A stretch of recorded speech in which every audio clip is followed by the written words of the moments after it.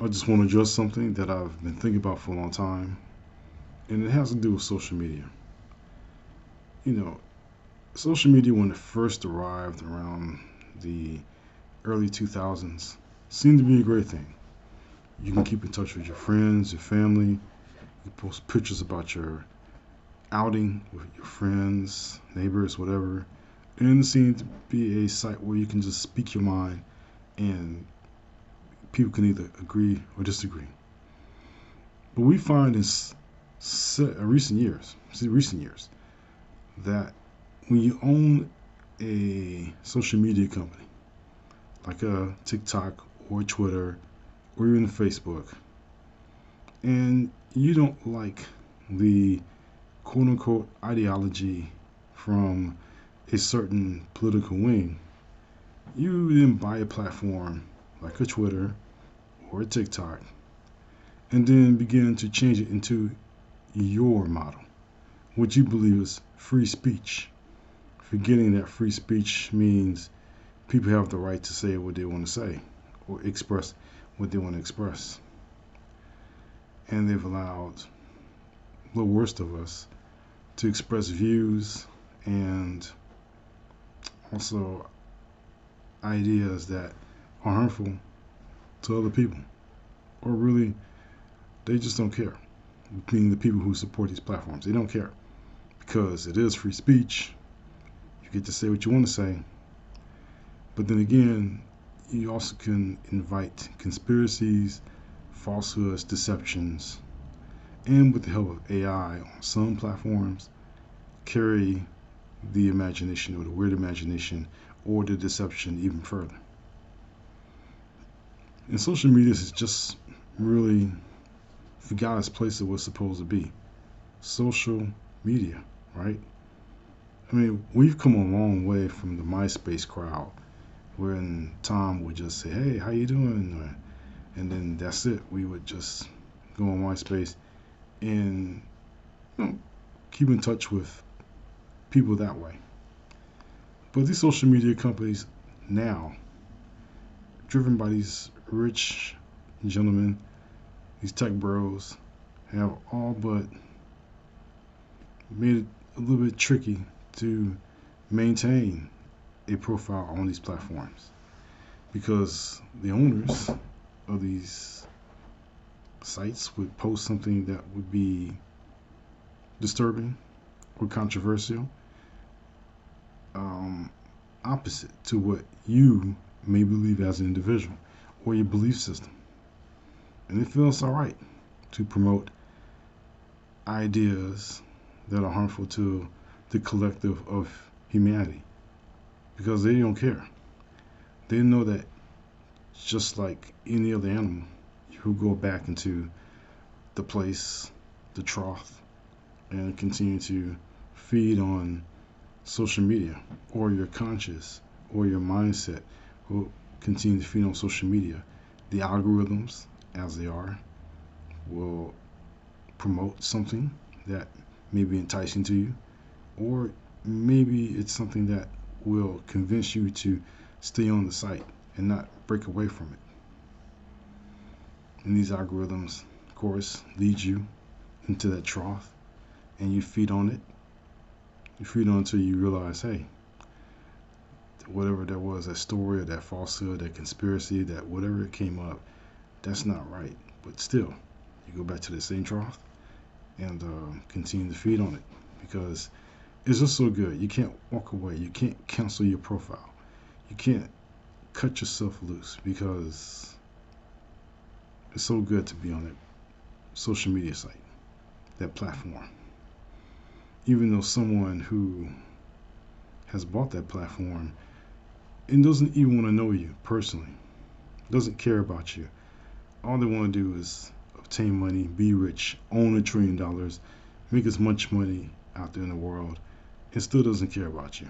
Oh, they care about their own version of free speech, but they don't really care about you, your needs, your wants. If you try to express something that may be opposite from what they believe, your voice will not be heard. This has happened in many social media platforms, and no doubt this will continue to happen. Social media, again, as a concept, as an idea, is wonderful in that you can express yourself, express your idea, say what's on your mind, say how you feel, vent if you have to, and that's about it. You can play a song if you're a struggling artist. You can promote yourself. You can put on that speech that your son spoke in a student body president meeting. You can do all sorts of things with social media. It can be a tool to help us connect with each other and show us, the rest of us, that social media, or really this country, this world, is so interconnected with each other. You can see what's going on in another part of the world with the newscasts, the truthful newscasts, and see what's going on. Or you can go to your favorite ideological user of choice and listen what they have to say. Maybe for entertainment. Maybe you want to be entertained. You want to see them blow up. Or maybe you just want to go there because you see it's your version of the truth. Because you realize that truth has been suppressed in your mind. But it also gives way to so many conspiracies, so many half-truths, so many deceptions, so many weird imaginations out there that you cannot tell fact from fiction anymore. The latest UFO sightings, is it fact or is it fiction? And what is the purpose of showing you all this? What is the purpose of misleading all of us who use social media and have used it for a long time now, since the early 2000s, since it was 2000 to begin with? What's the purpose? What's the aim? What's the goal? Is it to trap the masses into a box that they can never get out of? Is it to stifle creative thought and freedom? Is it to make sure that we become obedient to the tech lords who hold our very profiles in their hands, ensuring that we can never break out and say what is on our minds and say what is important to us, to express dissent, to express disagreement, an opinion?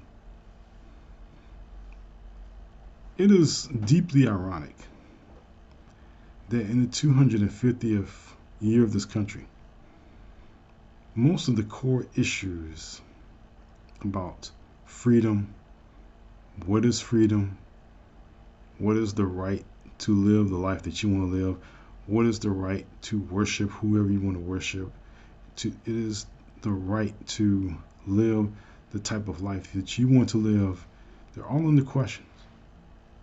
Even though this country was founded on solving most of those questions, so that everyone, at least people who weren't of this particular shade, everyone had a fair shot to achieve the unimaginable.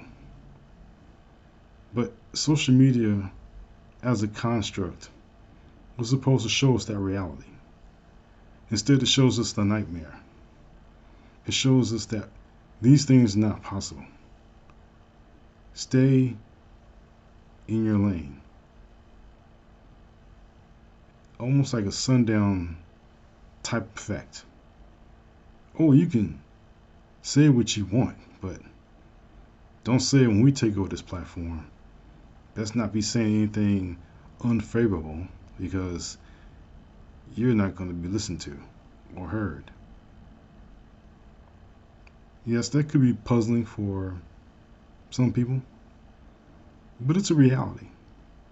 And it's here, and it's now, and it's growing. There are certain mergers that are taking place to make sure that the voice of a free press is nothing but a false memory in the minds of those who want to control the press. The chance to interview people, to talk to people, to find out what plans they have without being stalked by those who disagree with the politician, even down to the reporter who would dare interview this politician or this councilman, would frighten you. It is almost as if the proponents of free speech would like nothing but to show you that it's free speech for as long as they accept their version of free speech. If it's anything outside of that, forget it. And they can curse and they can present all type of words out there from here into doomsday. But the one thing that cannot be changed is that the people do have a right to speak their minds. They have a right to express a different opinion. They have a right to not go along with the algorithm or the program. They have a right to live. So the next time you're on these platforms, if you have a username, if you have a profile, and you see that the owner is using it to promote themselves or just for a love fest to say, hey, how great they are, maybe it's time to reconsider your relationship with that platform and just walk away. I'm sure there are alternatives to the platform that you're using, so go ahead and seek them. See if they're good for you. If not, don't worry about it. You can still email, but I would say that individual freedom has to belong to us, and we have to exercise that freedom by just simply saying, do I need to be here? Do I need to take this? Do I need to read this quote or this profile or this comment? You don't have to. You can politely step away and call it a day. That's my days to say.